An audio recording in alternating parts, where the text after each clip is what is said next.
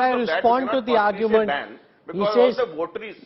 Look at the number of cases now against PFI members, the severity of those charges, many of them murder and terror, and therefore don't compare it with the odd member of an organization like the Bajrang Dal, because that doesn't seem to be institutional, that is more individual. Here it's happening way too frequently for it to be just dismissed as individual action. Mr. Kanwal, this is a political debate. Mr. Lekhi and I are not arguing before the High Court vis-a-vis this case. We are on a political debate. And an unlawful association in terms of section 21P talks about any association which constitutes an infraction under 153A and 153B of the IPC. Now, what is 153A and B of the IPC? Statements, imputations, acts or actions by associations, individuals which tend to create a religious divide, a caste divide, a regional divide. Now, please put this question to yourself. Is the PFI the only organization which is spreading and fostering religious divide in this country? Certainly not. Even Mr. Lekhi wouldn't say that. Is it Mr. Lekhi's case that banning PFI will put an end to religious divide? Certainly not. I'm sure he wouldn't say that. The Congress party is not saying don't take action against the PFI. If you have the material, take action against any organization. Let me reiterate and underline.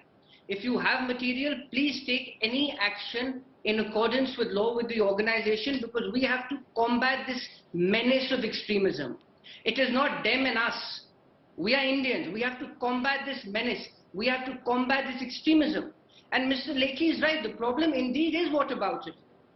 When you had a BJP spokesperson making inflammatory speeches, you had the likes of Mr. Shaheen saying, oh, what about that fact checker? That is what about it.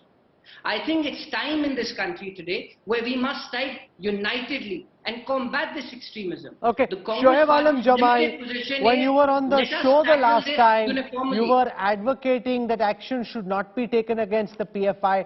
Now the Popular Front of India has been banned. Do you think this will lead to an end to the subversive activities that the PFI was accused to be spreading and being a part of? Hi Rahul, and good evening to all my fellow panelists.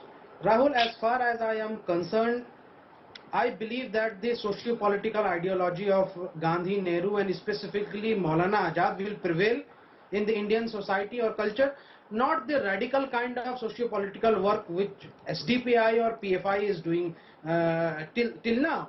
And I knew that it was destined to get banned because the kind of radicalization or the politics they were doing.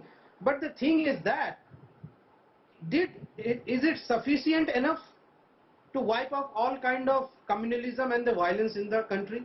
No.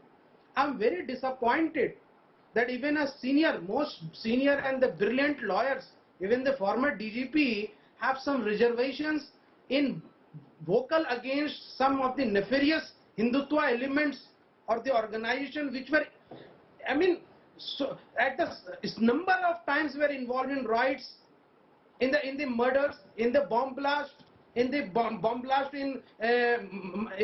Bengal, in Kerala, but they were not being vocal against this group. So it is very disappointed to see.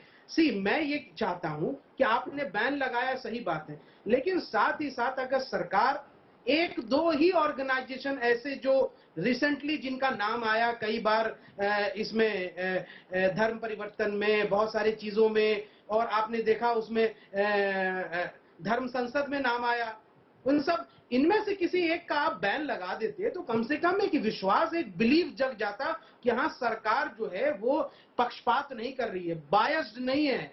लेकिन आपने ऐसा किया नहीं, क्योंकि आपको vote bank की पड़ी है। आपको पता चला कि अगर हिंदुत्व के किसी भी ऑर्गेनाइजेशन को आपने बैन लगा देंगे तो वोट बैंक पे असर पड़ जाएगा, लोग विद्रोह कर देंगे।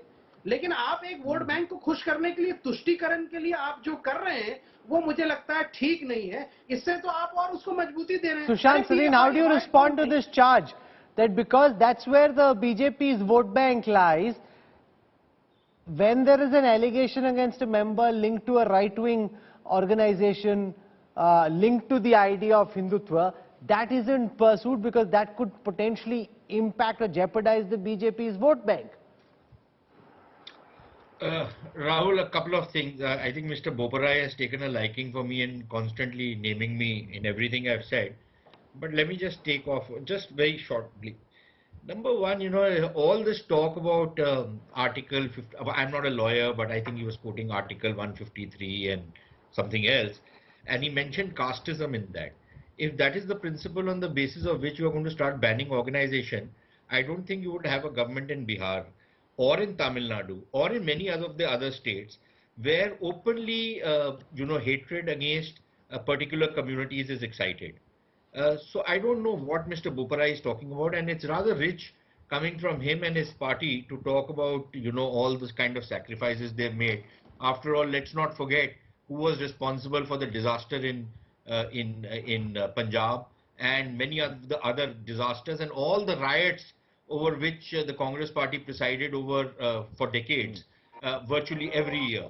Every year they used to have a pogrom. So let's stop it out there. On the other question which Mr. Shoaib is raising, look, the point is that if, as Aman Lekhi is saying, if there is a proven evidence against a particular organization that it is involved in this kind of activity, by all means ban it. Who am I to stop it? That's a decision which governments have to take. I am not supposed to take that. But if you're talking about, ek minute, either you speak or I'll speak. Okay, Shoaib, Jamai, you did this the last time as well. Virtually nobody spoke when you were speaking. Everybody heard you patiently, even if they didn't agree with you. Surely you must extend Sushant Sareen the same courtesy. So Rahul, the thing is that, I don't believe in monkey balancing.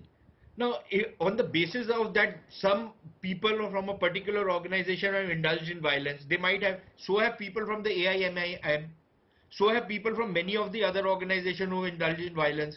Now, I'm not a advocate of violence in politics, and I believe that the state must come down with like a ton of bricks on anybody who takes the law in his own hand.